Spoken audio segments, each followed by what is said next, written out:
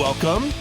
It's your fearless leader, Chris Heatherly, and I'm here with my good friend, once again, Alex Kruglov. How's it going, Alex? Hey, how are you, Chris? Excellent. Turning Town is on fire. It's Not so literally soon. this time, at least, Thank God. but figuratively. So, where shall we begin? Let's begin with the latest news with Netflix and Warner Brothers and Paramount and the battle. Who do you think the state of play is, and who do you think will win? Well, before Netflix was the winner, I thought Paramount was going to be the obvious winner, and I was wrong. And then Netflix all of a sudden came out as the. It appears to me that this will go on for quite some time.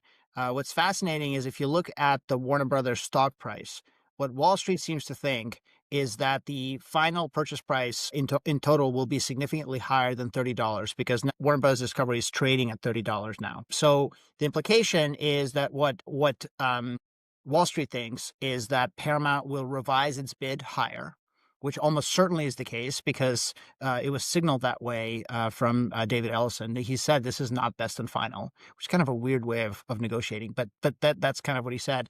And then Netflix either at some point walks away and just says forget it. And I'm assuming that there's a breakup price of some kind on the other side, although that hasn't been clearly reported. I don't see a world where Netflix wants to stay in this bidding war indefinitely because they are a rational mover. So my inclination is to say that Paramount still ends up with this and they kind of revise the process with the board. But that doesn't mean that they get it because there's a further process beyond that with review and international and all kinds of different stuff. What's interesting is that intuitively, it seems like that Hollywood is responding very negatively to the Netflix possibility and very positively to the Paramount possibility. And to me, that seems to indicate that they're not paying close attention to where the synergies are coming from and how each of the buyers is justifying the purchase price. If Hollywood is worried about jobs, Netflix is saying effectively that they're not cutting any jobs. What Paramount is saying is that they're going to cut $7 billion worth of jobs. Right, And the fact right. that they're not paying attention to that is just kind of confusing to me. I understand Netflix is the bad guy that destroyed movie theaters and all that stuff. That's sort of the Hollywood storytelling paradigm. But if the goal is to keep jobs, I don't really understand how no one is paying attention to this. Well, I think the first thing it tells you is that what Hollywood is worried about is not necessarily cutting jobs, right? They're worried about. I think the biggest thing they're worried about is theaters, just the continuation of the theatrical model. I understand that's what Adam Aaron is worried about, and I understand that that's what some people in the press are worried about. I don't understand why that's something that a typical, an average sort of mid-range executive or creator is worried about. I mean, I understand that there's nostalgia associated with movie theaters. I get it, but I don't understand how that's more important than there being kind of jobs and or budget associated with making stuff. There's so much to unpack here. When you talk about Hollywood, there's lots of groups Absolutely. within Hollywood with competing or different priorities, depending on who you're talking about. And, I don't know that Hollywood all thinks one way. And I also think that Hollywood panics, right? Like they're just in panic mode. What I kind of find funny is they spent 2 months just slagging Ellison in the press, Hollywood press, like just constantly about what a, Trump sycophant he was and, oh, it's so horrible what he's going to do with Paramount. And then, and trying to kind of like argue against the acquisition. And then when Netflix came out so aggressive, all of a sudden in a weekend that changes and they're begging Trump, the guy they hate, to sell it to Paramount, the company that they've been arguing for 2 months they didn't want it to go to. So it's just, to me, I think there's an element of Hollywood just running scared because, I mean, you have to put it against the backdrop, at least from a movie perspective of, this has been a terrible year for movies, right? I think the summer box office was off by like 30% from Yes. last year. Now, people are expecting like, even Wicked had like a great first week and like a real steep drop in Big the drop second. off because it's not as good a movie as the first one. That's just the reality. Zootopia is doing great because Zootopia is exceeding expectations as far as what people thought it was going to be. It's insane how well I haven't checked the numbers this week, but I mean, over 2 weeks, it did $900 million and the I barely saw it any movie. with my 8-year-old daughter the second weekend, and the only seats we could get were like right up front, and we couldn't even sit together. I had to hand her the popcorn behind me at the Alamo Draft House. And this is in the suburbs. This is not even in a major city. That's but talk about hit or miss. Like, the box office this year has been so schizophrenic that way, where it's like, if a movie hits, it just crushes, right? Mhm. Like the Minecraft movie. And if it misses, like, it's just gone, you know? Yeah, It's but like, it's I mean, to me, it seems clear that well, I'm a glass half full guy. I think you know this about me. So let me try to tell you a positive version of the story. So, two of the most impressive movies from a performance standpoint are Sinners and Weapons. Both are um, I agree. tour driven, non sequels, non IP kind of story movies. And One Battle After Another is not going to be a financial success because of how much was spent on it. But One Battle After Another is also a success story from a performance standpoint. So that tells you that the general Hollywood studio ecosystem has swung way too far into the IP and sequel category, and as a result, they're really not. Now, some of those are working. So Wicked is complicated. It's definitely IP. Wicked 2 is not really a sequel because it was a two-parter. It was kind of always marketed that way. Zootopia 100% is a sequel, but so I'm not saying all of them are failing, but what I am saying is that Hollywood has sort of swung too far in a certain direction, saying the only way that the movies will perform in a movie theater is if it's a giant piece of IP or sequel, and that is not necessarily the case. People want to go to movie theaters, but they want to go to movie theaters if and when there's a good movie to see and it's a good experience. And that's the part that everyone's kind of forgetting And it's a about. theatrical experience, I think, That's also. right. My first job in Hollywood was at Fox Searchlight. It was small. I was super junior, but I adore small indie films. At the time when Fox Searchlight and Focus Features and the mini majors as well as the indies were releasing those films, there was this incredible run. It was such a nostalgia story about how those films were released. Well, how were they released? They were just released in Los Angeles and New York and nowhere else.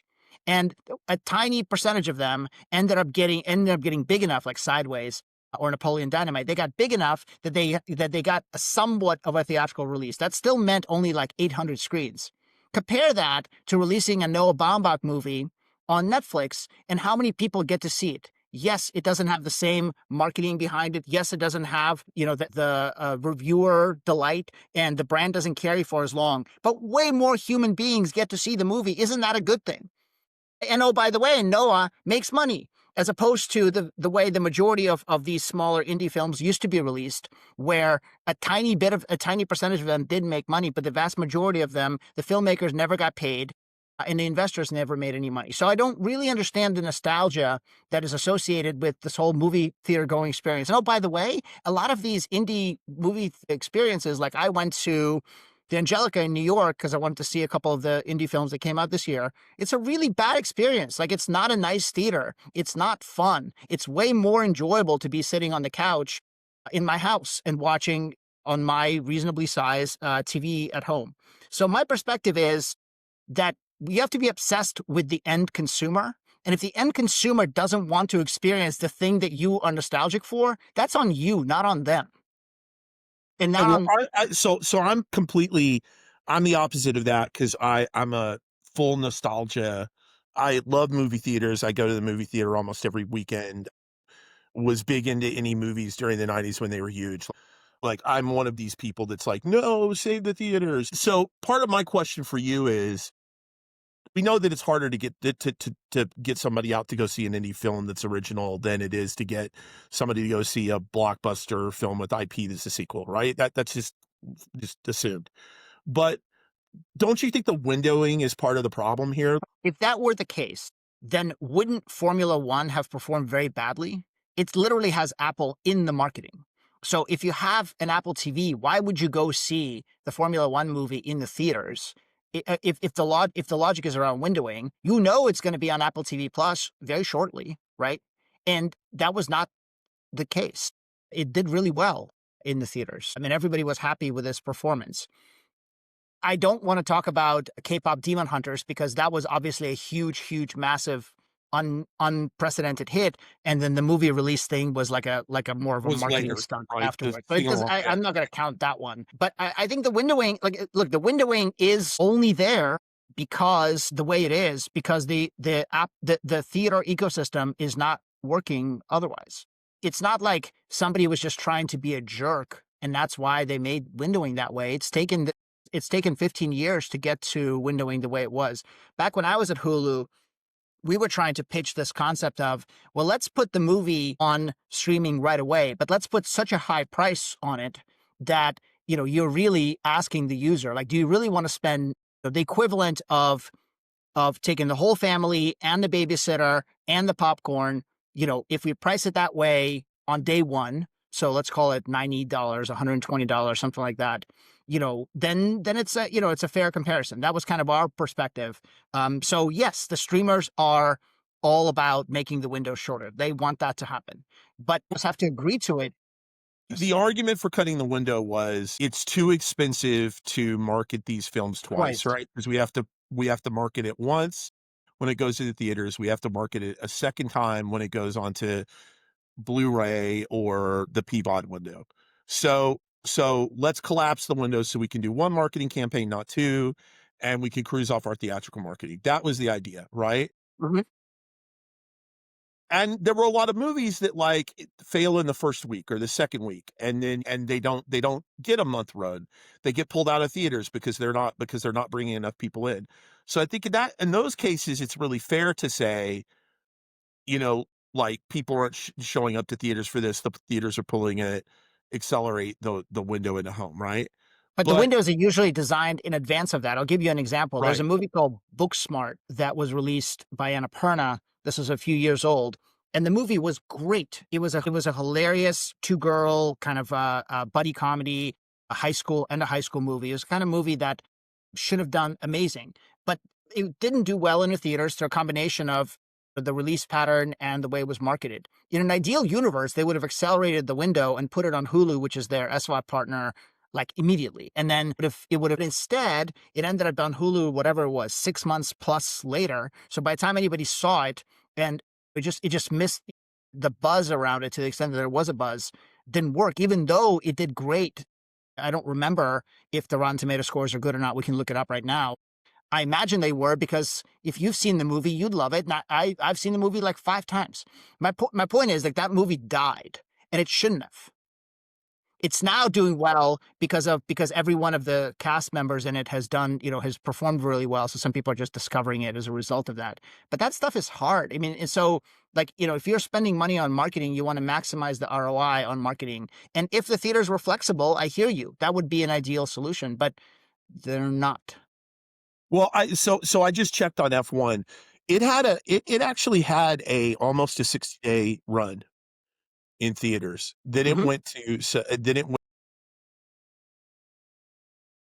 And it's about to be on Apple TV Plus, like next week, I think. yeah, yeah. It just launched today on on Today. on Okay. Apple TV. So I mean, that's actually kind of a window, right? But I think they extended that. I think they started at 30 days and then it went 60 days. It doesn't matter. I mean, I hear the argument both ways, right? Studios want to studios want to capitalize off the marketing spend. These smaller films, they can't afford to spend as much anyway. So it's even more important that they get the bang for their buck on those. At the same time, the studios rely on theatrical to drive their films to break even a lot of the time, right? Most of the time. So, and this is part of the problem I think with Netflix, to circle back to Netflix. If Netflix gets their hands on Warner and all the windows go to 14 days, right? That benefits Netflix because they could have a short theatrical release and it goes straight to streaming. But but absolutely crushes the theaters, and it also crushes all of their competitors because there won't be enough films to support the theaters, right? Yes, that's right. Because you're taking Netflix, Netflix already doesn't do a lot of theatrical distribution, but to the extent they were going to, you're, They they're did Narnia and a little bit with Knives Out, but yeah, it's not. gonna be on that window, and then you're Yeah. taking all of Warner's distribution and putting that into the same window. Yes. So now where they might have gotten 30 days of Warner movies or 60 days of Warner movies, they're now getting 2 weeks of Warner movies. And so that's gonna have an implication on the theaters. Meanwhile, the rest of Hollywood is relying on the number of screens that we have, right? The kind of distribution we have to drive big box office so that they can break even on these movies. And if the screens start to collapse because the windows are too short, and so therefore you can't support as many screens, so you need to concentrate the same amount of demand into a smaller number of screens, like the whole model for the other studios starts to come unglued, doesn't it? But wasn't that always gonna happen? My thing is like, wasn't what you're describing, wasn't that always gonna be the case? Like, was there ever a time when that wasn't gonna happen? Like, it's just a question of timelines. Like, the entire Hollywood ecosystem. So here's the thing. If you look at music and what happened in music when piracy sort of happened in the with Napster in early 2000s, the record labels were so shaken that they took a decade and they kind of figured out what is a revised go to market that we can pursue that makes us money and is consumer friendly. And they're sort of out of it, and the record labels are all doing well. There's some consolidation and plenty of pains along the way, but the record labels are doing well. They're on the other side of that. The Hollywood ecosystem has been fully aware of the possibility of what was going to happen to them since when I started properly in this industry, which was around 2007. Certainly they've been aware of it. Despite that, they've done virtually nothing to prop up what is going to happen and how they will come out on the other side of it. Reason for that is because Netflix has been writing them these really big checks. Netflix and to some extent some of Netflix's competitors, but it's mostly been Netflix because the other competitors are just Disney Plus and things that are sort of built on the inside. Writing them these really big checks, and they like these really big checks, and so they've been sort of sliding into exactly the thing that they didn't want to sort of get themselves into. So all the things you're describing are reasonable complaints. I totally appreciate them, but who is to blame for them? It's not like the Hollywood participants have done anything to essentially anticipate what's going to come out on the other side. All of them have just been sort of sleepwalking into this entire environment. And Netflix has a job, which is to serve their shareholders and to delight their consumers. And they've been doing a good job at their job. By the way, I think Netflix is also sleepwalking into some negative stuff. We can talk about that. I'm not as bullish on Netflix as I probably sound right now, but when it comes to the traditional Hollywood ecosystem, there's no question that Netflix has been doing its job and everybody else has just put a wool over their eyes and has been sleepwalking into disaster. It's on them. So I'll never defend Hollywood. And I think you're absolutely right. Look, they've had since Napster to figure this out, and they sort of hemmed and hawed and then were very late to streaming, right? And by then Netflix was too ensconced and they've had to spend an enormous amount of money. Be fair, that we're not late to, I mean, I was part of a joint venture that they started because they were not late to streaming. And then that joint venture was, God forbid, a little bit too successful. And so they had to kind of figure out a way to sort of slow it down because the Comcasts and the Coxes and Is the, that what happened? Was it they were afraid of its success? well, what happened was that in 2010 or so, they were up for renegotiations with the cable providers. Comcast is one, Cox, you know who the cable providers are, Alsys and others. And the Yeah. cable provider said, "What the hell are you guys doing? You're putting all of your shows on Hulu and on a free ad-supported basis. This is not okay." So the studios essentially forced Hulu to launch a Netflix-like subscription business, which was a money-losing business compared to the money-making business that the ad-supported Hulu was, and also reduced the availability of the content to Hulu to please and re-up with the cable Cable subscribers. At the providers. time, Peter Chernin left Fox, and Chase Carey, who replaced him, came from the cable ecosystem. He liked the cable ecosystem. He didn't like all this newfangled nonsense that we were working on. And then in parallel, because of, they were basically saying, well, if we now have this money losing sister company that we own a chunk of, and this newcomer is offering us a bunch of money, let's just sell it to them. So it forced Hulu to create a subscription business. That subscription business was small but growing and doing it well. Obviously, there's a money losing curve associated with the subscription business. And then all these great shows like Arrested Development, New Girl, and so on that became available to be sold to a subscription provider. And all of them went with a no bid no negotiation sale to Netflix and was never offered to us at Hulu, which is, something we realized after the fact and started fighting. Because Netflix was willing to pay more. There was no negotiation. Netflix was willing to pay a lot. There was no conversation with Hulu to know whether it was going to be more. So ironically, when Hulu started licensing for meaningful money exclusive rights to these types of shows, the first show that we licensed was from Sony Community. Ironically, not from one of the partners that Hulu had. So those are all like sour grapes. This is a long time ago, but there was a period of time when at least Fox and NBC and later Disney were actually quite embracing, quite forward thinking when it came to this ecosystem, and then they just got in their own way. But why didn't they want to sell it to Hulu at the time? What was the reason? They felt that they were funding Hulu, and so why would they want to sell it to themselves instead of selling it to this other guy that was just giving them money for free? They figured out, hey, there was this money train. Why would we not take the money from the money train? It's absurd.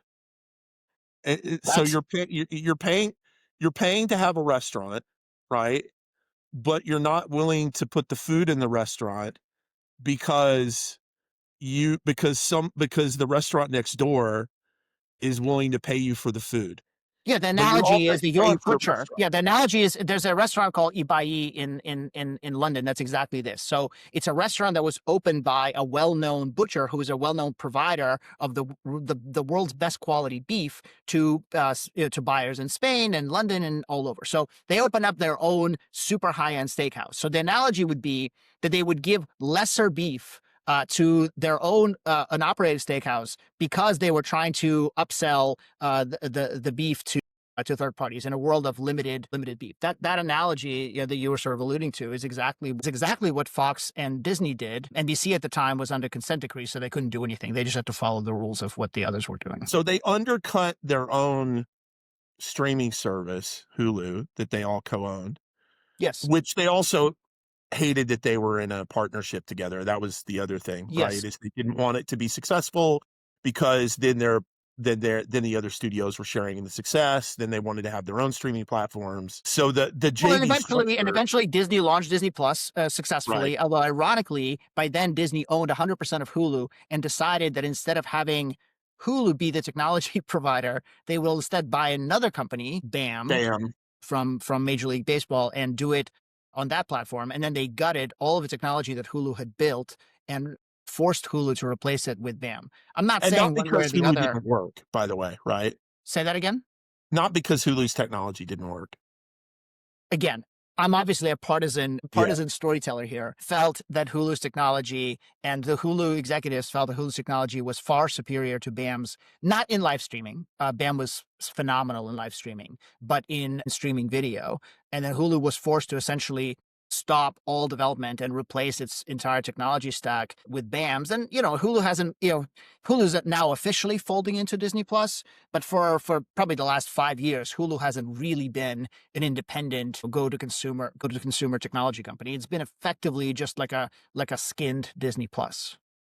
It's a whistle stop tour of terrible decisions, isn't it? It's just like none of it makes any sense, you know? I mean, oh my God. Well, It's Hulu was also, I don't know if you know this, but this is these publicly fucking reported. This is boomers, man. not, I'm not sharing anything confidential here, by the way, but Hulu was going to be either sold or spun out and IPO'd as a separate company. So in theory, the same way that the labels own a very large chunk of Spotify, there could have been a publicly traded company that was an alternative to Netflix with outside funding that the studios would have owned a very large chunk of. And they couldn't figure out how to do that. Tell it to DirecTV, or Peter Chernin, who is the original sort of founder, but instead they just decided, no, we'll just keep it. And that was sort of the outcome that ended up happening with Hulu. Blowing my mind, dude, with all the bad decisions that led to all this. Okay, but that's not Adam Aaron's fault, right? Poor Adam Aaron No, with his it's team. not Adam Aaron's He gets fault. hit by COVID, and then Jeff Shell and your buddy Jason decide they're going to be meanies and they're going to cut the windows Well, COVID because was they have the COVID. That was leverage. an extraordinary event. I don't think that you have to be. What would you do if you Which were they running a used major which they studio? used to their advantage, to do something they wanted to do anyway. That's right. Yeah. and then we've been stuck with it ever since. And so the point I was making was, and yes, I agree, I probably would have cut the windows too. But once I realized that it was hurting theaters so much, I would have moved it back. I think the thing that That's because you love theaters in this nostalgic way. That you're not talking like a business person now. disagree because I think because for all the other studios, they make break even to make profit on the theaters. They need the theaters. Disney needs the theaters. Paramount needs the theaters, don't they? The model that they were pursuing is the model from 1995. In that model, absolutely, you need theaters. The model of today, well, let's look at somebody who's truly independent. So Sony doesn't own a streaming platform, and Sony outside of Crunchyroll, which is anime only, and Sony doesn't. So Sony doesn't own a streaming platform. Sony doesn't have a network. So Sony is a truly pure, independent, standalone studio. So is Lionsgate. If you look at what they're doing, it's not like they're pursuing very long windows either. But they're I don't know. I haven't been paying close attention to it. My perspective is that in the end of the day, it's a market. There's buyers and sellers, and the market will operate rationally. So, the theaters have lost leverage. They also overbuilt. We all know they overbuilt. There are too many theaters. I don't have all that much nostalgia for it. I love Alamo Drafthouse and companies like that. By the way, Sony now I do owns too. Alamo Drafthouse, which is kind of interesting. Yeah, So, and I'm lucky I live near one. So that's which is that's my funny. go-to. They don't have their own streaming service, but they have their own theater chain, right? It's funny It's a that showcase they thing. bought It's after small, it's COVID. By the way, beautiful. Basically they a probably restaurant bought. chain. Yeah, they probably bought it for a stick of gum. Yeah, it's a restaurant chain. That's right. It was bankrupt. Yeah, it went bankrupt during COVID, and then they bought it out of bankruptcy. That's So right. the answer on Windows is, according to ChatGPT, 60 to 70 days for Disney, 45 for Warner, 17 to 31 for Universal, Sony 45 to 60, Paramount 45, Apple 45. So everyone's around 45, except for interesting. Universal is one of the shortest, and basically Netflix would pull that back to 2 weeks. I think that's bad. Well, what do you think? You asked me the question, Chris. I guess we went very very far down the theater path, but you asked me the question about the Paramount and Netflix competition for Warner Brothers Discovery. What do you think is going to happen? I think probably Paramount pulls it out. And here's and Yeah. here's my here's one is political, which is that I think that there is uh, a consortium of conservative aligned people that want to see a conservative mega media company to compete with the liberal ones, and I think that that's part of what's going on with Paramount, right? And a lot of So people a lot of people in Hollywood think that already, but if you look at the money behind it, behind the acquisition, it's the Saudis, it's Jared Kushner, and of course Trump is, supposed to be friendly to the deal, although he said he's neutral now, but and he loves everybody and he loves Ted Sarandos, so we'll see, right? But I think that there is a desire with right-wing money to see a more centrist to center-right competitor to what they see as the liberal media. So I do think that is a not insignificant factor, right? And people want to pretend it it's people just want to amusing to me that you're the one because you're my more right aligned friend, and it's just amusing to me that you're the one. Earlier you said that it's a conspiracy theory, and now you're kind of saying that that's essentially accurate. I actually think that the right aligned stuff is. I'm less focused on the right aligned part of that. I'm more focused on the Saudi money. The Saudis would own a larger percentage of Warner Brothers Discovery than would Paramount. If you actually look at the specifics of the deal, they wouldn't own the majority, but they would they would be own. a largely silent partner, but they do want the soft power. That's for sure, right? They would No one's technically going be, to be I'm sure they would technically be a soft partner, and I'm sure there would be a review that would prove that that's the case. But we also know that, when Netflix did an episode of a show that the Saudis didn't like, very quietly, Netflix pulled that episode. So they're not a wilting flower.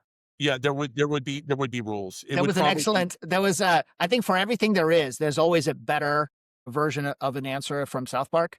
And there was an excellent episode 2 episodes ago where it was a Christmas episode, and where South Park couldn't figure out how to raise money to have their Christmas extravaganza, and so they were like, "Well, what? There's only one way, and there's free money. It's always coming." And so they raised the money from the Saudis, and so all of their Christmas extravaganza was sponsored by the Saudis. So I highly recommend watching the It's episode. very in vogue. But so I think that's one of the reasons, right? I think that you have to get this approved by the government. And the government is friendly to Paramount. There's just no question about it in my mind. The second is just that there is a legitimate antitrust case to be made against the Netflix acquisition for the reasons we just talked about. I There think is. it's not as loud. You hear it in some of the articles, but these guys like Adam Aaron or the IMAX CEO or whatever, they're not going to come out in the media and say, I'm against this, because if Netflix gets the deal, then They need they to won't negotiate with distribute it to Netflix. theaters, right? That's But right. behind the scenes, it sounds like everyone is saying this would be a disaster for Hollywood. So, even Bob Iger came out yesterday, and obviously he's not a disinterested party, but he said he thought it would be bad for the consumer, was sort of how he put it. So I think there's a lot of energy to Part kind to me is that part to me is hilarious. Bad for the consumer? That is just factually not listen, I have a ton of respect for Iger, and he's a very sophisticated political maneuver, but bad for the consumer? Yeah, it's bad for maybe it's bad for the movie theater ecosystem. bad I for can Disney. understand that. That's It's that's what bad he for means. Disney, it's bad for the other studios. Bad for the consumer is just ridiculous. Now, Well, it's that bad. said, It's bad for Disney, and it's bad for all of the other studios yes, because well, one even for Sony, right, who does a lot of business with Netflix. If Netflix can get its movies from doesn't Warner, need to buy it doesn't need as Sony many. movies, it just doesn't need to buy them. And also, when Sony is competing for the next K-pop Demon Hunters, I don't know if your listeners are aware, the K-pop Demon Hunters was made by Sony Yes. for Netflix. But when they're competing as the studio, Netflix just has that much more ability to compete. So somebody like a Sony or a Lionsgate, which doesn't have infinite capital behind them, would not be able to make another. So I do think it's bad for the studio ecosystem for sure. Hey, I However, it's good for Disney. It's good for Disney in the sense that they own Hulu. And so if Sony isn't selling as much product to Netflix, they could sell it to Hulu. So it puts Disney, because Disney has the second largest general They do. audience service, right? And that So if assumes that Disney is willing to spend capital. It's unclear, it's unclear whether I think Bob Iger feels that they overspent in the period of the other Bob, and so Bob Iger has been significantly cutting on the output on the Disney front, and obviously his argument is we're going to release less, but it'll be much better. The question is whether, and how much will he be willing to have Hulu and or Disney Plus licensed from third parties that are not owned and operated by well, Disney? That's a big this question was mark, one of the points I was going to make, which is that none of these streaming services are profitable or very profitable, right? except So for Netflix. except for Netflix, correct. So, but even when you look at like Disney, Hulu, like all of that profit is Hulu. It's not Disney Plus. So, That's right. the problem that these guys have, right, is if the theaters, let's say that 30% of theaters go away or 20% of theaters, whatever it is, they're that much less profitable on their movies, especially in that critical first and second week, right? Where they make most of their money. So they can't get to the same level of profitability or break even or whatever in theaters, but they're not profitable on their streaming services either, right? So it just becomes like a shitty business all the way around. They have to cut output. It's a whole cycle, right? This is why I think there's a legitimate antitrust case, because it's not just Netflix buying a competitor. Yeah, I agree. Netflix fucking with every other competitor's business in a Totally. pretty material way, right? And it's not just like, oh, their business is going to be a little worse, but they could compete harder and whatever. Yeah.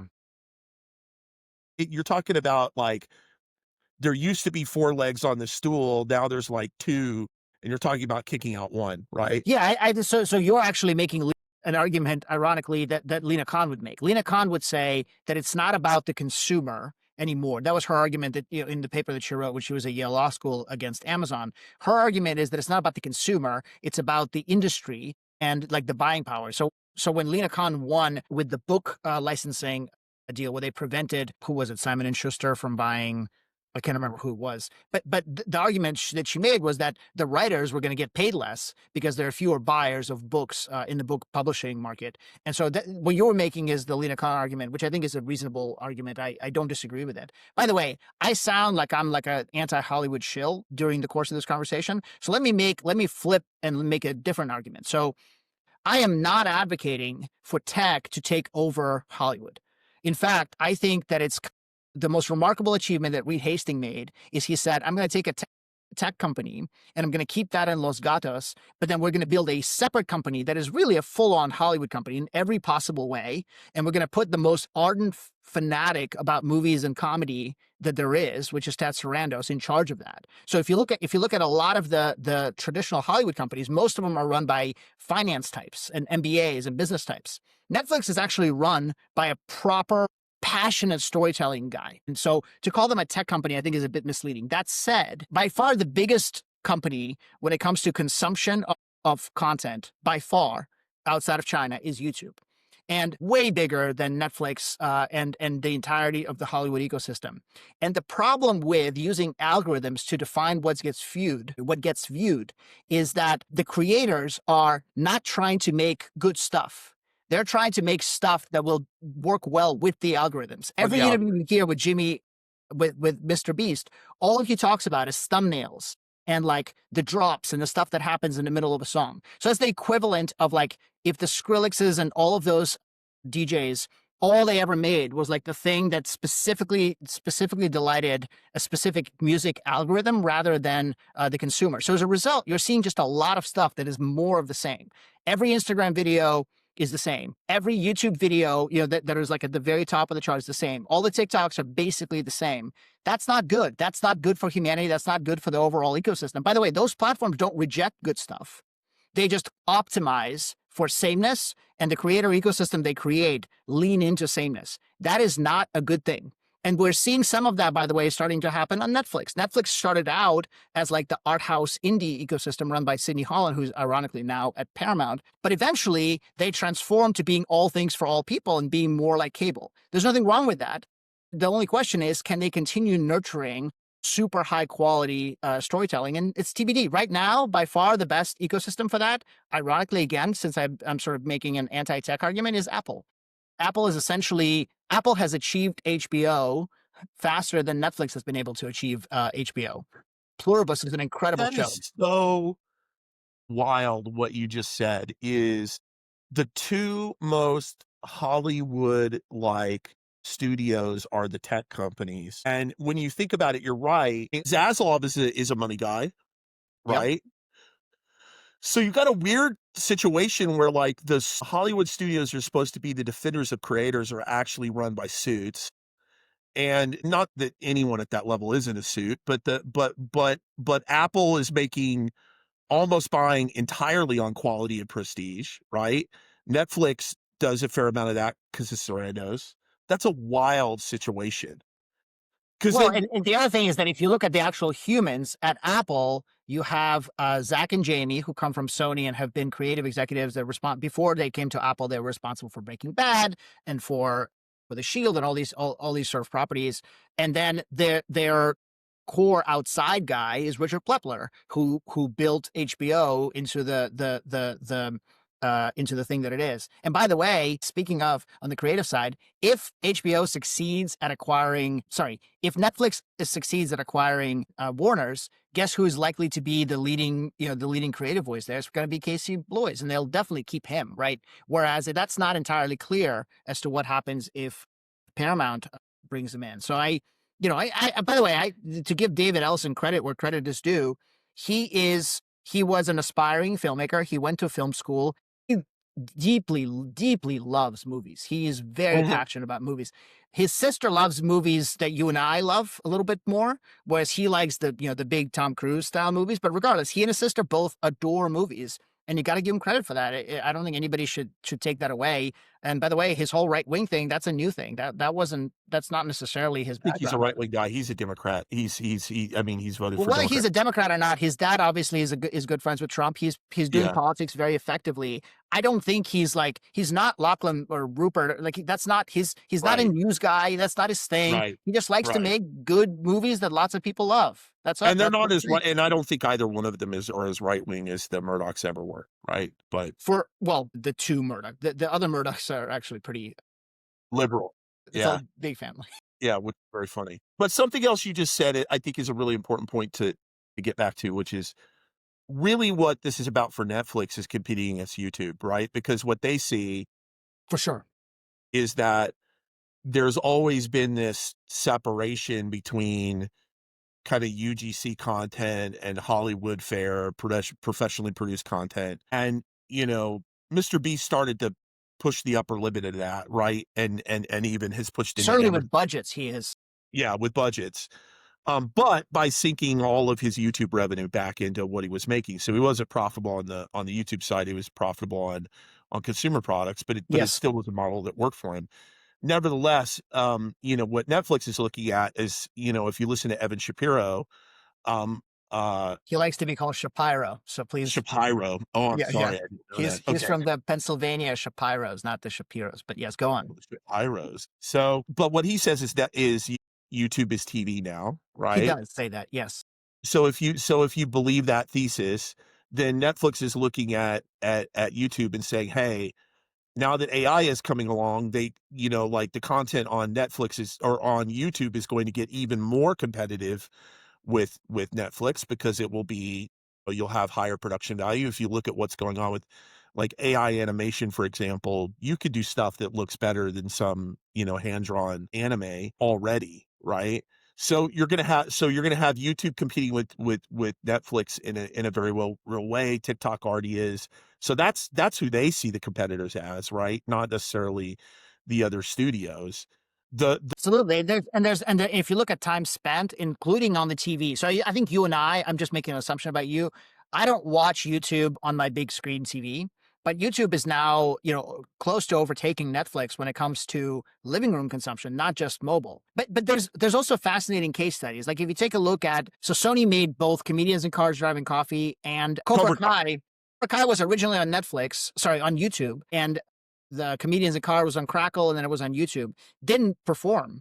And then it wasn't until it moved to Netflix that it did. When we were at Hulu, a long, long time ago when I was there, the argument that I would often make when I was talking to the sort of creative community is that there's a portion of your day that is like a YouTube day where you're consuming in a specific kind of way. At the time, it was mostly focused on short form. It's changed since then. And then there's a portion of your day that's more of a lean back kind of day, which Hulu was playing in. Obviously, Netflix plays in. That has really shifted, and the biggest shift is amongst younger people. So part of the part where I agree with Evan is if you're not paying attention to what people under the age of 25 or even 30 are consuming, the reality is that yes, they will make, I think both you and I, between the two of us have 5 kids, like they'll make time to sit in front of the TV and watch, depending on their age, Disney Plus or Netflix or whatever else. But they watch a lot more if they have access to devices YouTube. And a lot of the times they are more happy to watch YouTube on a smaller screen than they are to watch premium stuff on a bigger screen. And sometimes it's the kind of stuff that they watch is really delightful to them, but wouldn't be categorized as premium by the Netflixes of the world. Just kids talking about stuff or, video podcasts. So I think that Netflix is really battling this environment where they're trying, because as you know, they did a deal with podcasts where they're bringing podcasts on. If you look at the quality of production associated with the Austin comedian, what's his Kill name? Tony or Tony Yeah, the Kill Hinchcliffe. Tony show. That's not well produced, but there's something about it that because it did so well on in the podcasting ecosystem and on YouTube that they wanted to bring it on. So I think that they're willing, but I don't know if they will. I think that it's going to be YouTube versus Netflix, and they will each carve out their sort of category. And my prediction is they will continue to be distinct. I don't think YouTube will move into the HBO territory, and I don't think Netflix will move into the pure lowbrow user gen territory. But there may be ways in which there'll be bridges. So, for example, this podcast that you and I are doing right now, the video version of it, no offense, is only the only reason people are going to watch it is because it's going to be on YouTube. It's not because you and I are such handsome guys that are doing amazing performative stuff. But Speak for yourself, but yeah. I don't know if you remember the Ricky Gervais podcast that he did, and then they made it into an animated show that was on Yeah. HBO.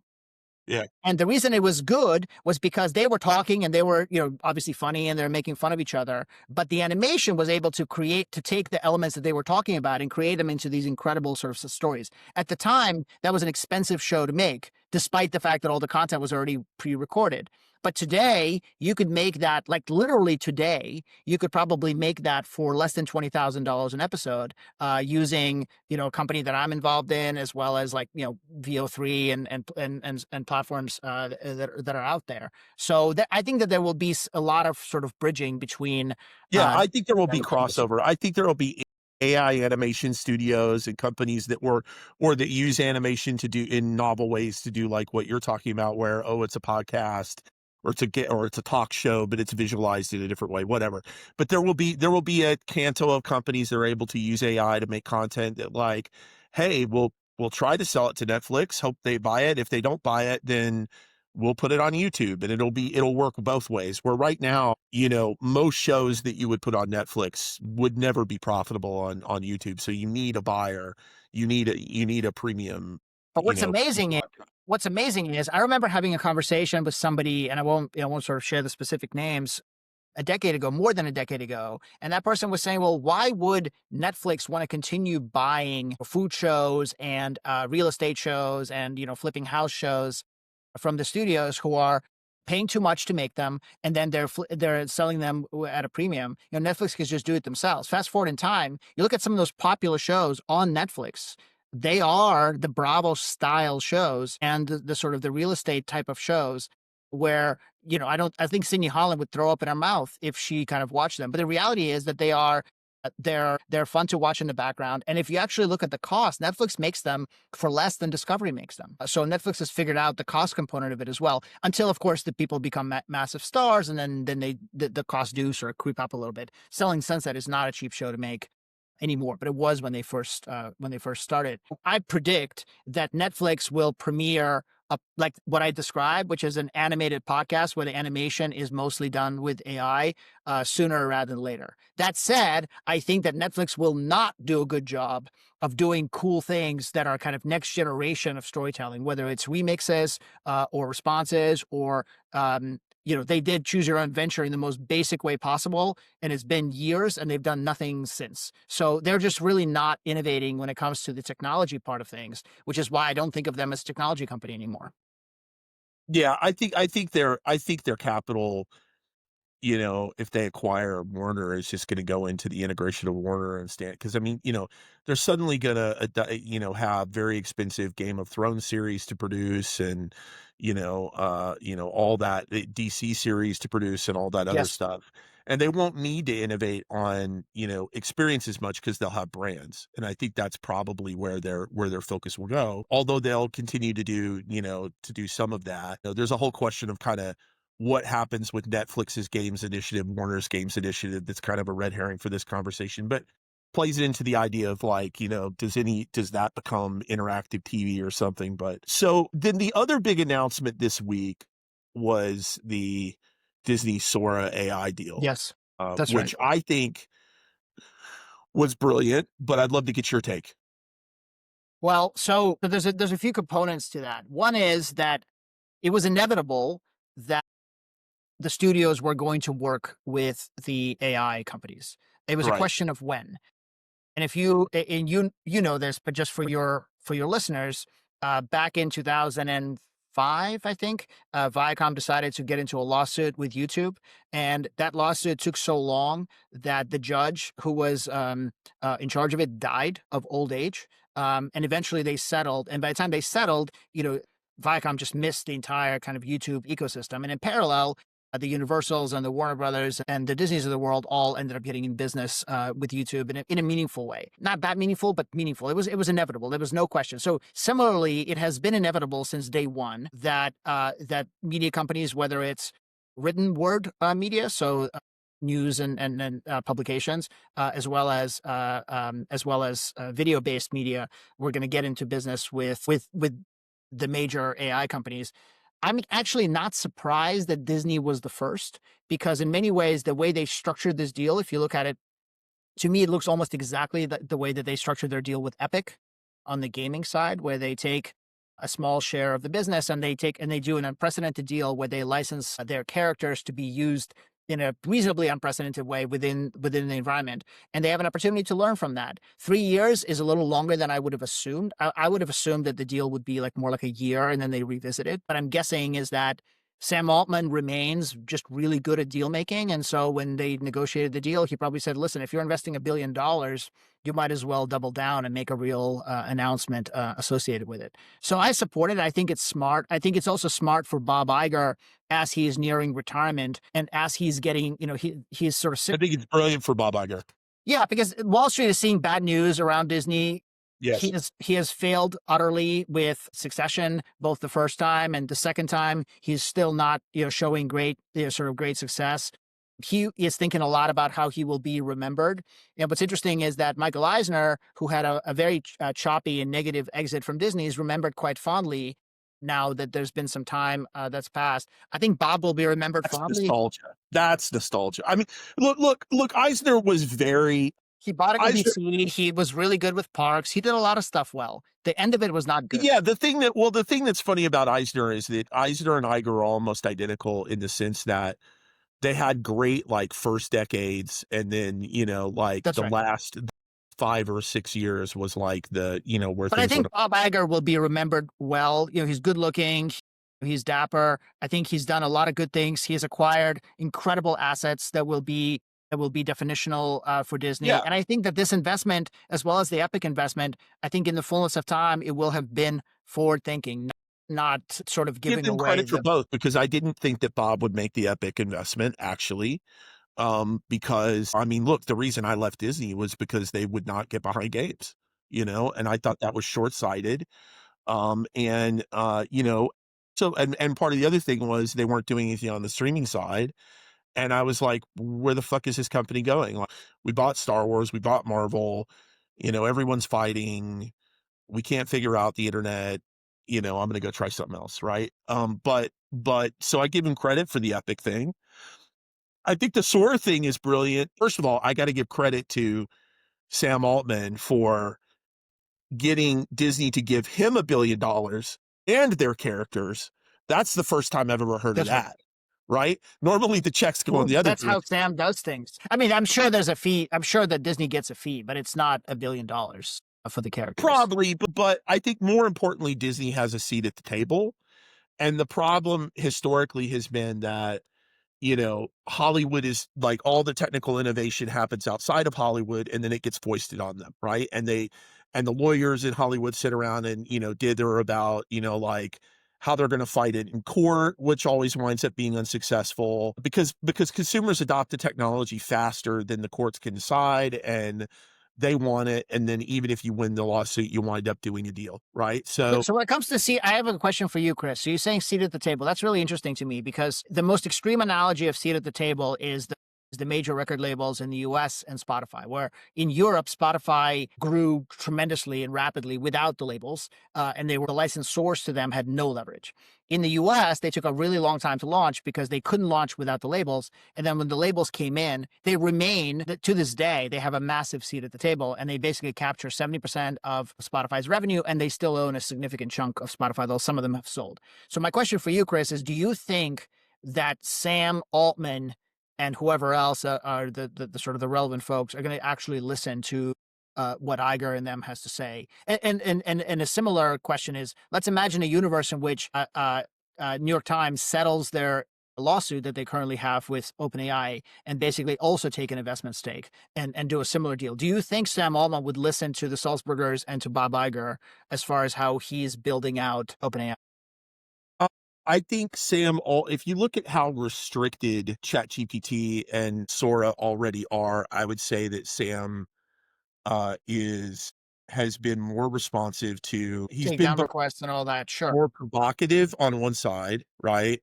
And more responsive to complaints from IP holders, at least in the short term, than some of the other places. I mean, You can do things on Gemini, on Grok with other people's IP that you can't do on Sora, right? That's right. So, but that's just purely kind of short-term navigation stuff.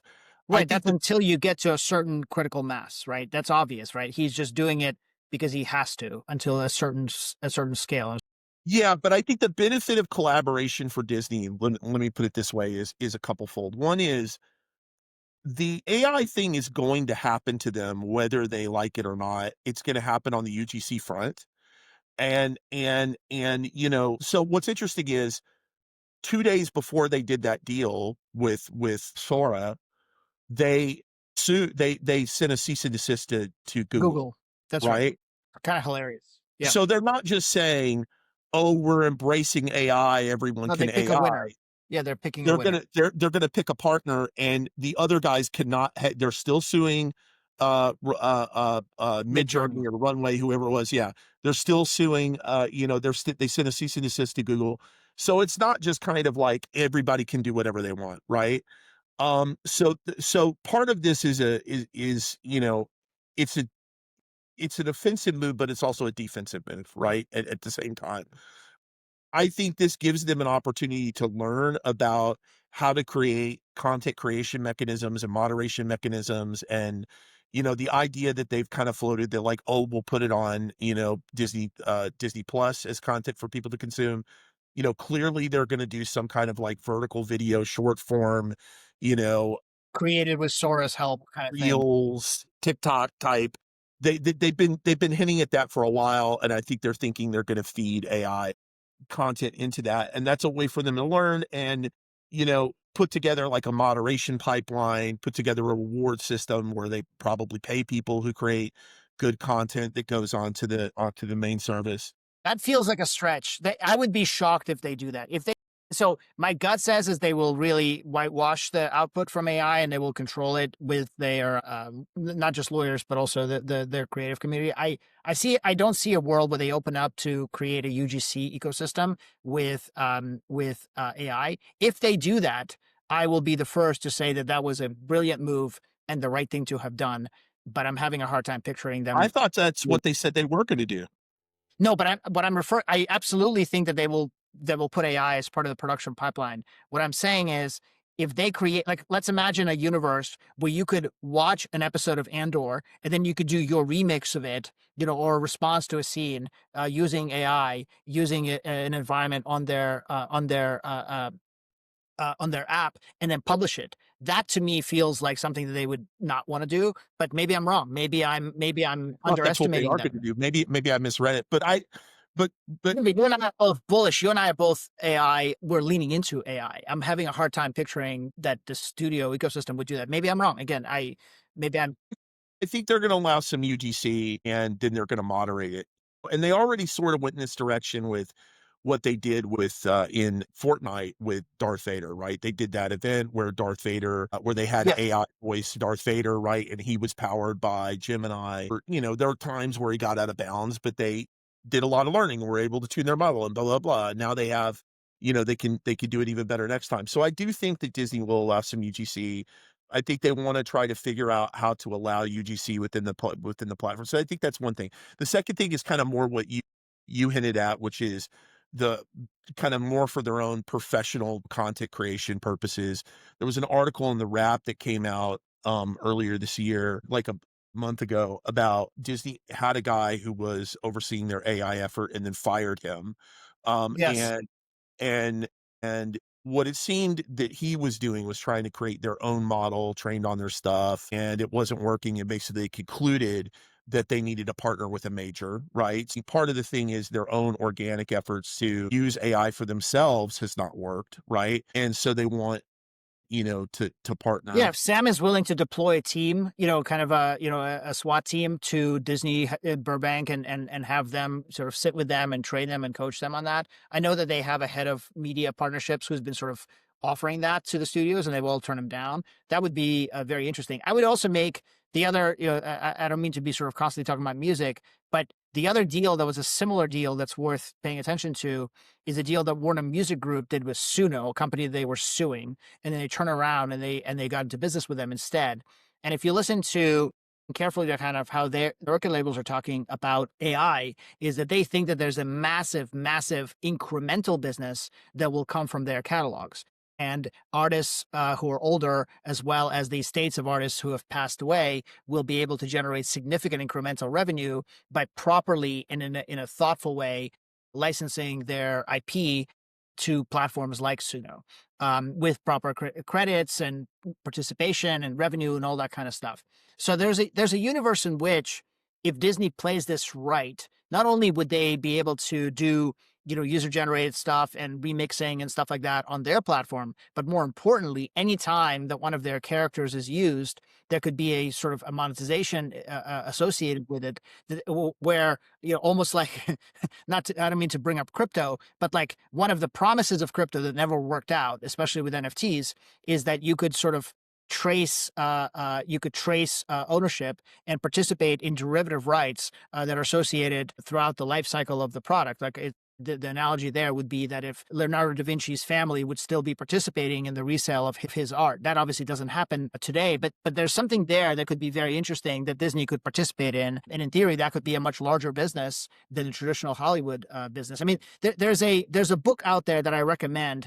I don't know if you and I talked about it before. It's called The Content Trap by a professor named Bharat Anand. And what he writes about is that most companies, not just media companies, but companies in general, don't actually understand what business they're in. So when the newspapers all fell apart back in the day, they thought they were in the business of news. They thought they were in the business of making news and sorry, of capturing the news and delivering the news to the consumer. And arguably Fox News is in that business, but newspapers were not in that business. They were in the business of selling classifieds. They just happened to attract, to a bucket of classifieds that you would buy. The reason you buy it is because it had some news in it, but classifieds is where they made all of their money. And so when the classifieds went away, they forgot what business they were in, and they've sort of flailed around for a long time, which is why to this day, if you go to a website of a publication, nowadays there's so many ads there that it's virtually impossible to actually read an article in a publication. Now, the information or these sort of new environments, they're in the business of making news and they charge the consumer for those news. But today, the New York Times is actually in the business of news because they sell a subscription. They're in an even bigger business when it comes to games and cooking, which is, but they don't shy away from that. So the reason I bring all of this up is because you and I started this conversation with my sort of critique of the B2B attitude of the Hollywood ecosystem. And what I like and praise about Netflix is Netflix knows what business it's in.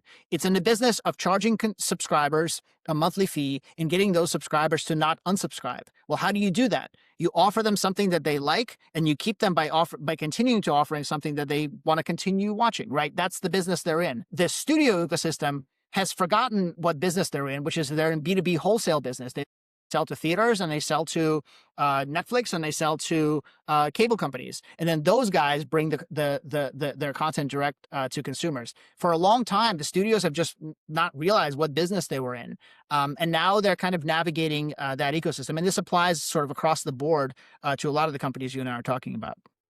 Yeah, I mean, I think the real thing for Disney on AI is they know that they don't wanna be last, they do wanna be first, they wanna be seen as they also wanna reframe the stock. That's part of what's going on For is, sure.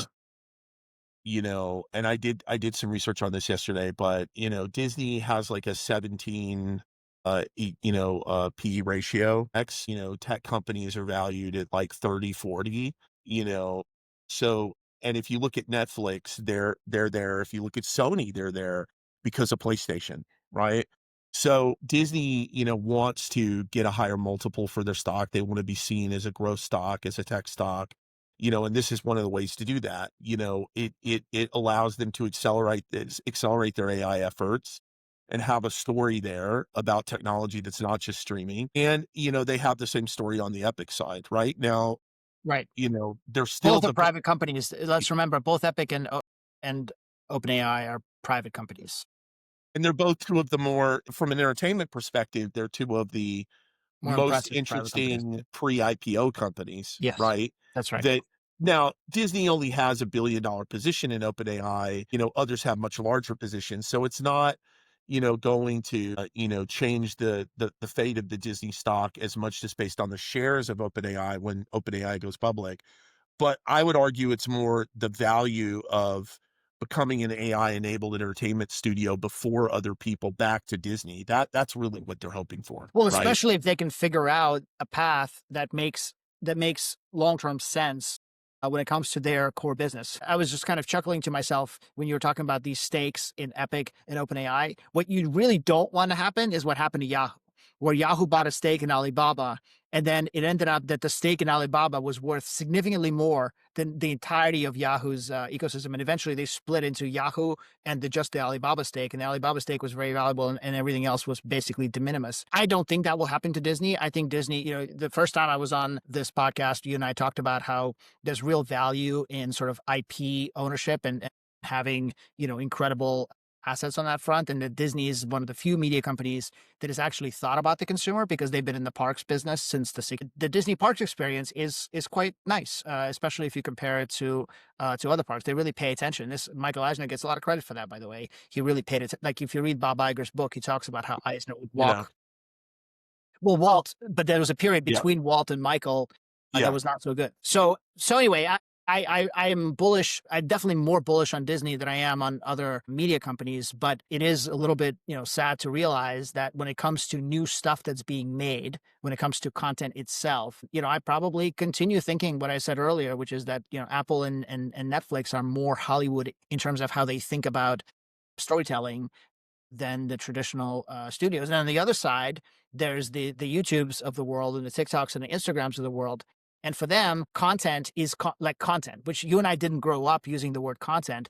It's just a thing to feed into your algorithms to get users to not put their phone away. And in that environment, that doesn't lend itself to, to great storytelling.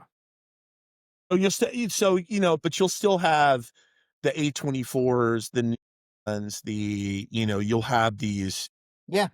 auteur kind of driven, enterprises that'll be making that kind of content and selling it to these other guys. Well, I guess what's also remarkable about A24 and Neon both is, I know the leadership of both of those companies. They are business people. Like, yes, they're creative for sure, and the people who lead those companies are creative.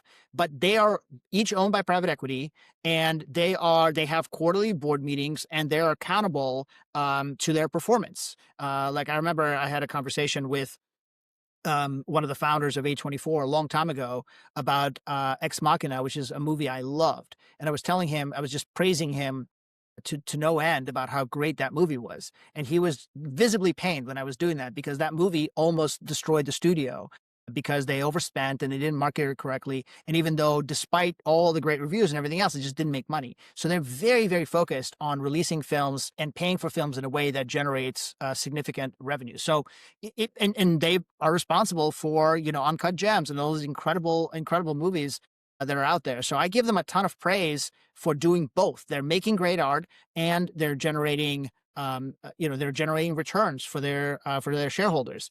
By the way, David's sister Megan, who was also a real visionary when it came to content, she didn't do that. She made great art, but she didn't generate returns for shareholders. And at some point, Annapurna. and at some point, the bank of Larry Ellison just shut down, and so she had to, go do something else. So you have to do both. Like, you have, and if you happen to be passionate the way that the A24 and the Neon guys are passionate, and you're able to kind of maintain the rigor of the business, you can build great businesses in this space. And you and I both know Jason Blum. Jason has done a version of this for 25 years. So Jason has a model that is very easy to understand. There's probably been at least 40 or 50 different producers that have raised money basically saying, I'm going to be the Jason Blum for X. Every one of them has failed. Why did they fail? Because they did not stick to the model. Every one of them made one movie that was successful, and then they're like, now I'm going to spend a ton of money and not follow the model anymore. Jason follows the model. He sticks with it, and he revises if things don't work. So, and he's a creative guy, by the way. I think creative people who work with him like working with him creatively. So you kind of have to do both. And I'm a believer that that's still a thing. Yeah. Yeah, I mean, so that kind of brings me to my last question, which is, what does this mean for everybody else? For the people that are not Warner, Netflix, Paramount, Disney? Who are you Where referring to? Are you referring to the the individuals, or are you rest of referring to the Hollywood, companies? the rest of Hollywood. Yeah, I get very annoyed when I hear all this stuff about, it used to be like stay alive till 25. That was a thing last year. And then, about sort of everybody saying, oh, the ecosystem is broken, and Hollywood is dying, and all that kind of stuff. If you actually look, this goes back to you got to really measure the right thing. So if you look at consumption for any way that you can define content or storytelling, however you define it, that is video based, it's way up, like according to any metric that you measure. And even the subset of that consumption for premium entertainment is also up. Movie theaters, I certainly wouldn't invest in movie theaters. And, maybe there's a distressed debt investment that's there, but I'm not, but it's also far outside of my area of expertise. I think movie theaters are not in the Hollywood business. They're in the real estate business and occupancy business. And I'm not an expert in that business.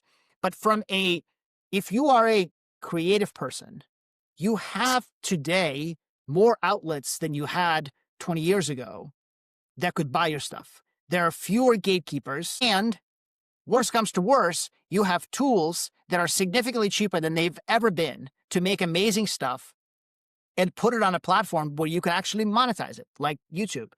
There's a music video that went around maybe 6 months ago or so, where the creator had the concept and he had the script, but he couldn't pay for the video, and he ended up frame by frame making it with AI, which essentially just saved him money because he didn't have enough money for sets and for filming. But it doesn't look like slop or whatever. It looks incredible from an execution standpoint. It requires like real effort and real work. And so I think that this will continue. And I think that there will be a whole new generation of creatives that will emerge. And by the way, some of it will not be movies, right? Which is 90 minutes to 3 hour forms of linear entertainment, or even TV shows. It'll be something else. And that's okay. So I'm very, very bullish.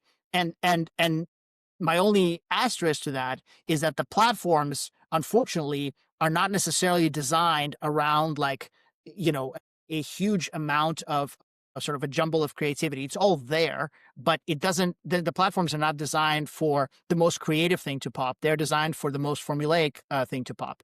So there's what I'm saying is not obvious, and it's not easy to kind of get noticed necessarily, but there's massive outlets. And on the fringes, there's plenty of stuff that is doing well.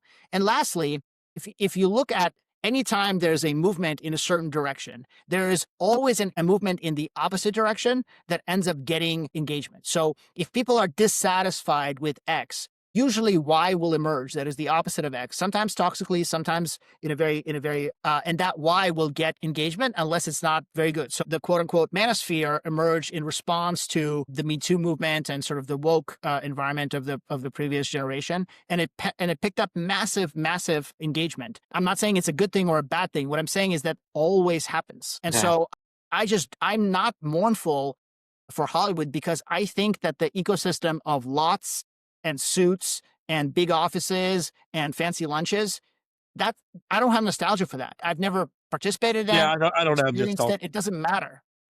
A little bit for lots are cool. Come on. Lots are very cool. No, the walking around the lots is an incredible experience, which is why, but they are basically theme parks for grown-ups. They're not really, I mean, it's not like stuff is being made on the lots. Not anymore. Right. Not anymore. They are theme parks for good. They're like, oh, we work at this movie studio, but they're really like they're like really office complexes That's right. that people shoot TV commercials at, that have nothing to do with the people who work on the lot. And sometimes if there's actually a TV show, whatever that's getting made, it's usually like from another studio.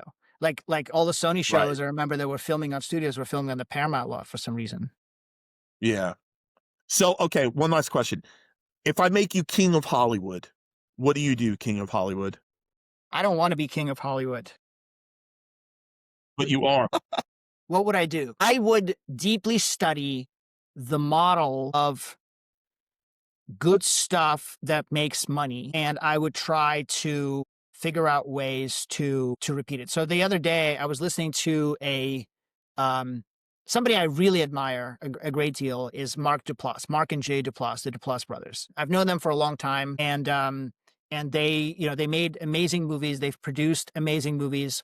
They make television. They're kind of all over the place. And one of their core things is that they figure out ways to make things in a way where where it's really good and it makes money, and where they compensate people in such a way that in success they all get paid, but otherwise they're basically all getting kind of union minimums. And one of the things that he brought up in this interview that he was giving, where he was kind of talking about, well, there's all these highly paid directors who started doing indies and doing kind of interesting stuff. And a lot of them are just not working because there's only so many of those big, expensive, but big budget movies. And also, a lot of those big, expensive, big budget movies aren't not that much fun to make, even if you do get to make them.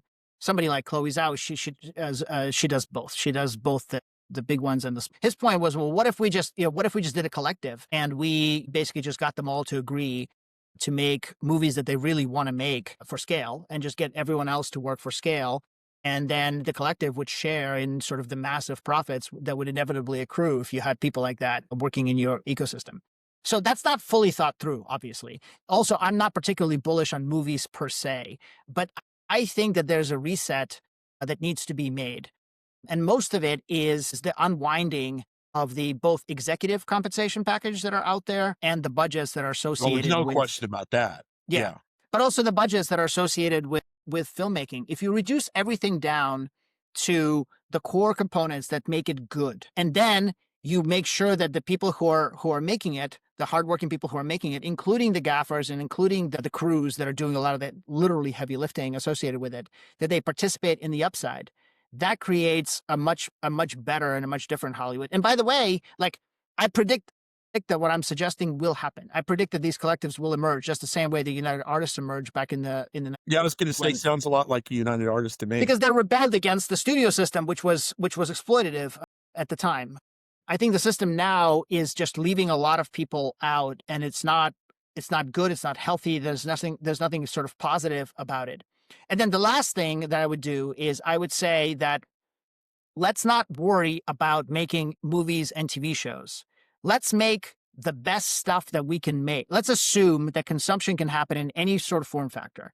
Let's make the absolute best stuff that we can make for the concept that you are making. So if you're making a dating show, why does it have to be, on TV? Why can't it be, why can't it be sort of real time, whatever? Why can't normal people be participating in the dating show? If you're making a format that's futuristic, why wouldn't it be a game that has like a video components associated with the game? All of that stuff. So you and I are both technologists. We know that stuff can get made. Basically, anything you conceive of can be made. And it used to be that it would take a lot of engineers to build it. Now with platforms like Claude Code, I know we're not talking about that part of AI, we're talking about the video-based AI, but with platforms like Claude Code and Gemini 3 and Cursor, you can conceive of a concept and you can get a fully functional tech product, whether it's web-based or app-based, that could basically be spat out in less than 24 hours. So in that environment, why are people still making, I'm not saying you shouldn't be making TV shows and movies, but why is that the only thing that the creative people are making?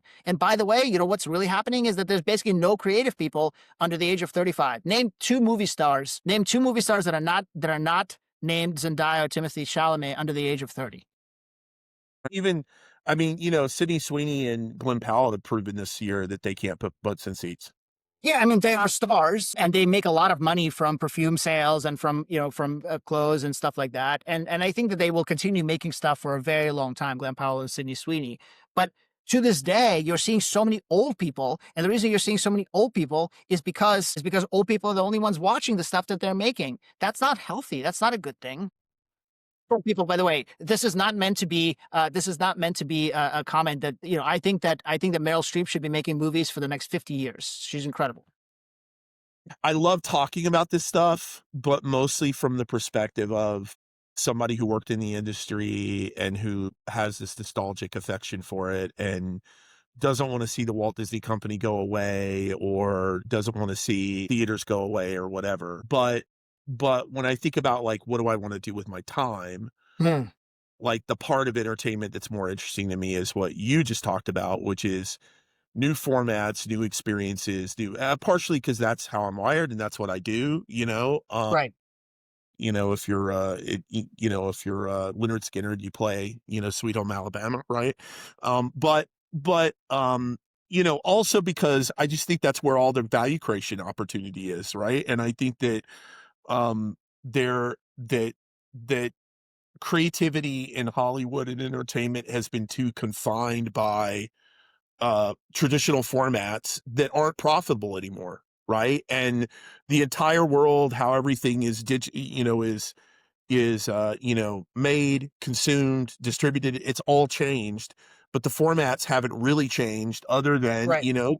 the big format change has been TikTok and short form and shorts, right? And that Everybody's obsessed with vertical dramas. Like everyone's freaking out about vertical dramas. They've been around for a long time. It's just, oh, it's vertical video. They're not in themselves like a new thing. And the well, fact that vertical people think video of them was as the was innovation. the was the Snapchat. That was really the guys that's kind of popularized vertical video, right? Absolutely. In the format. Let me be provocative for a second. So Bob Iger has talked for years about how his dream is for Apple to buy Disney, right? He's talked about that forever. So that's not going to happen. I don't think that Tim Cook wants to do that, and I don't see a world in which Apple is operating theme parks. But imagine an alternate universe where Disney and Epic merge, where Which Tim which I've advocated for years. Yes, but more than that. The only way that can happen is if Tim I Sweeney was becomes CEO. Yes, I yeah. agree. So he becomes the CEO of Disney, and then they can't buy something as big as OpenAI, but they buy one of the smaller, meaningful LLMs. That company could be very interesting. And with somebody like Tim in charge, Tim is not nostalgic for Hollywood, all the stuff you're nostalgic for. Tim would want to make great stuff. And he already has this incredible engine, right? And that engine would be obviously be used with AI. And I could see a world where, they continue to make movies and TV shows for sure, but where you have 3 or 4 different fortnights. And within each, there's tremendous theme park like experiences that are interactive and visually stunning and beautiful because that's the way Tim's brain works. That's how he thinks, and he would hire appropriately. What I just described is not impossible. That could happen. I still think that conceptually Disney should buy Epic and might buy Epic and Josh But that's D'Amaro, only who if Tim wants to sell. well, he's got to have an exit somehow because he's got a Yes. lot of people sitting on his cap table who have been waiting a long time to make some money and they're not going to wait forever, right? Very long time, since 1994. So he either needs to go well, but he's taken a lot of money over the last, Yes, call it he 10 has. years, all right? Right. So I know people who are on that cap table. They want to buy their mansion, right? He's got to make a move at some point. I think that his options are go public or sell to somebody. I think that he is a big Disney and theme park nerd and would love to be, CTO. I don't think CEO, but I think he'd like to be CTO or have a very meaningful role at Disney. And I know that Josh D'Amaro has been flying, who may be CEO of Disney, has been He might flying be, down to yeah. North Carolina and going on hikes with him to try and butter him up for something, That's and interesting. just the partnership that they have right now. So I think that Disney, my contention is that Disney should be in the branded entertainment business. It's not a movie studio. It's a company that produces IP and then monetizes that IP through entertainment, theme parks, merchandise, That's right. You and I etc. agree on that. Yes. And that if you're going to define your business as branded entertainment, that video games is, a much bigger business actually than film or television, and that Disney should have meaningful market share there. That's always been my contention, right? And then the Well, question if is you what do that also, but to extend that thought, you could also not worry about movies being profitable if that's the case, right? You could make a Star Wars property with the goal of using it as it'll make some money, but using it as the sort of the gateway to bigger and deeper experiences, not just in theme parks, but also in within the Fortnite environment and something that can well, continue I think for it a becomes very long completely a time. capital allocation decision, actually, because, like, for example, it could be that games are your driver of instead of films in some cases. So, if you look at what got announced yesterday at the Game Awards, they have a massive new, very high quality looking Star Wars game called Fate of the Old Republic that looks, I mean, it's cinematic level, Is kind of. Disney making the game? Who? Who's making the game? I don't know. I think it may be AA, but I could be wrong about So it's that. licensed. It's licensed, but it's very high end. I mean, it's like, the highest production value you can do on consoles and PC now. So, you know, the games have actually been some of the better Star Wars content over the last 5 years or so, Yeah, for not sure. the movies. And so I think you could see a lot of people say, well, what they should do is just reboot the original trilogy. And then the problem with that is like, do you really want to see another actor who's not Mark Hamill in the role or whatever? But could they reboot the original trilogy as a game series? They could do that, But right? there's no let me extend that argument a little bit further. There's an alternate universe in which if they owned if Epic and by the way, I don't know how big Epic is. It might be a merger of equals, whatever, but it doesn't matter. But if Disney owns Epic, then there's given that outlet, there may be a demand from the Epic games for new IP as opposed to just kind of reusing existing IP. So what I'm suggesting is that there's a universe in which Disney decides to greenlight a TV show or a movie that would otherwise be too big of a risk because they know that if they build lasting IP, that could become so something like Wednesday, right, which is on Netflix. That's an expensive show. It costs a lot of money to make. You have to have a massive audience before you launch it. Blah blah blah. But there's an alternate universe in which you create something like that. If you're Disney, with because you're know that you can generate significant upsides and return from the games and from the other sort Yes. of derivative works. There's Yes, something very interesting there. but also my contention is also that Unreal Engine becomes a creative operating system for Disney. So, Unreal is used on the virtual production on the set of The Mandalorian, and that the Unreal is used there already. It's used in theme parks like the Millennium Falcon ride uses Unreal. So you can imagine a world where you basically got these experiences that are built in Unreal, and some of them show up on film and television, and some of them show up in a video game, and some of them show up in a theme park, and it's the same assets and the same core technology Yeah. across. And that I think, and then you marry AI into that pipeline, and that's part of the thing that I think is going to happen with AI is that it's not just going to be this prompt based stuff, right? It's going to be that's not what's going to work on the high end. You need to give tools to animators, artists, whatever that they're used to using, and that they're visual communicators, right? So there's no reason that a prompt has to be the thing No, that that's just entry level stuff. That's just early right, days. That's right. number one. So one, and again, I'm involved with the company. I'll just plug it real quick. It's called Popcorn.ai. It's going to launch next quarter, and it's doing exactly that, which is that you do put in a prompt, but then what it does is gives you full scenes, characters, descriptions, and everything else. And by the way, that's cheaper to do than generate the video. And so by the time the video is generated, you've given it a lot of guidance, a lot of directions, a lot of consistency, and you've character permanence, blah blah blah. But more importantly, is the current models that we know; those are all trained on language. So they're language learning models. They're trained on either language or video, right? Recorded video. What is coming that's a lot more interesting and potentially very compelling. Fei Li is working on it, as well as Jan LeCun, who just left Meta, is world models, where they're learning from a camera navigating the world and experiencing the world. Actually, arguably, Tesla is an example of an AI that is a world model where it's learned from a bunch of people driving around and recording all of your actions and responses to the actions and the film environment. So in a world model, you can imagine that a 24-year-old Jay Duplass, somebody like that, would have a set of tools where they could sort of point at the world and basically say, I see this, and convey that through some form of communication, whether it's verbal, whether it's visual by just pointing a device or whatever else. And that can result in something really magical emerging. This is inevitable. This is definitely happening. It's just a question of time. Yeah, It's I think it's going to be coming. I think it's going to be a fusion of LLM based stuff, world building stuff, diffusion models, and then deterministic stuff like Unreal Engine. It's going to be a schmeld of those things, and Right. Hollywood has always been driven by technical innovation, right? So if you look at what Walt Disney was doing with the multiplane camera, with Technicolor, with a lot of his innovations, if you look at Pixar, right, and what they were able to do with 3D, if you look at James Cameron, if you look at George Lucas, all of them had, a lot of the major, blockbuster films and kind of breakthrough IPs were because of some new technical innovation at the time. That's That right. it was just Absolutely. storytelling.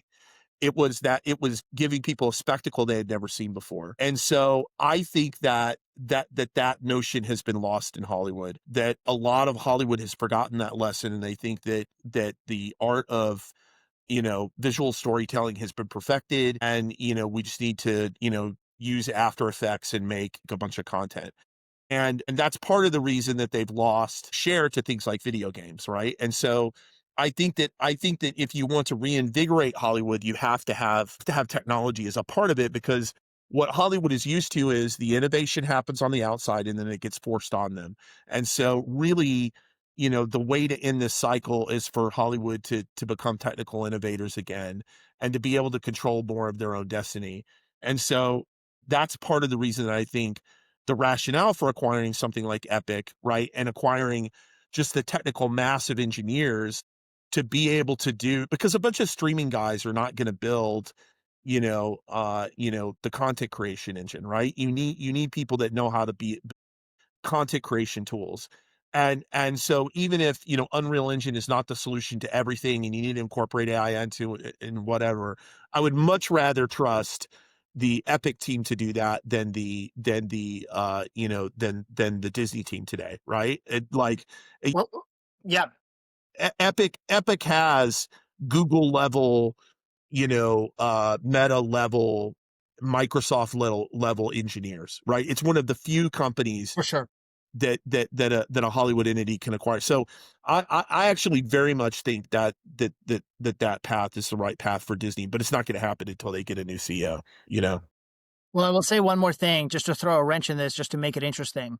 I think so. I agree with everything you said. I think technical innovation has been a huge part of the storytelling. And by the way, this applies to like across the board. The reason that movies are the length they are, the reason TV shows are the length they are, 22 minutes, it has a lot to do with the technology that was used to deliver the movies, the TV shows, and so on. And actually, part of the not only is there a lack of technical innovation on the Lucas front, there's also a lack of technical innovation on the format, because we're sticking to a format that was a thing a long time ago. Just like the LP in music is the reason that albums are certain length.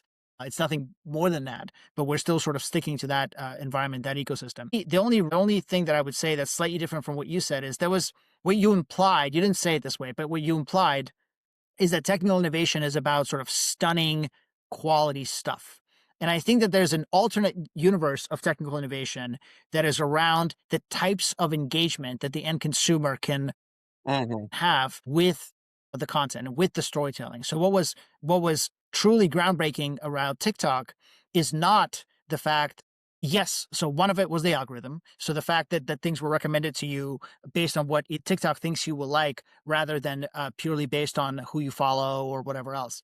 But the other major part of the TikTok innovation that I think is underappreciated by the Hollywood types is that the content creation was so easy, and they created all these tools to make it very easy for a person to make something, and Yep. then for somebody who is watching it to respond to it and to engage with it in a way that is unprecedented and unique and different. And by the way, this is something that there's a version of it that YouTube had with low tech in the early days, and then they kind of forgot about it. And that's part of the reason that TikTok was able to grow so fast despite YouTube being such a major dominant force in the US.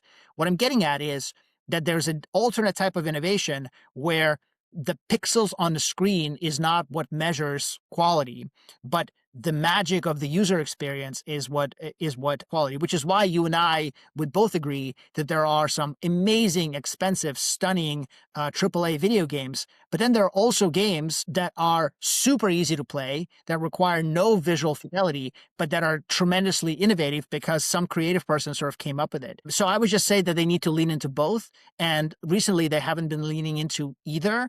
But I believe that there is a generation of creators out there that if they have the right tools, would absolutely take advantage of them. Well, this has been awesome, man. Thank you for so much of your time. Thank you for coming on the pod, My and pleasure, Chris. thank you all for listening. This has been Plus One. We'll see you next time. Thank you.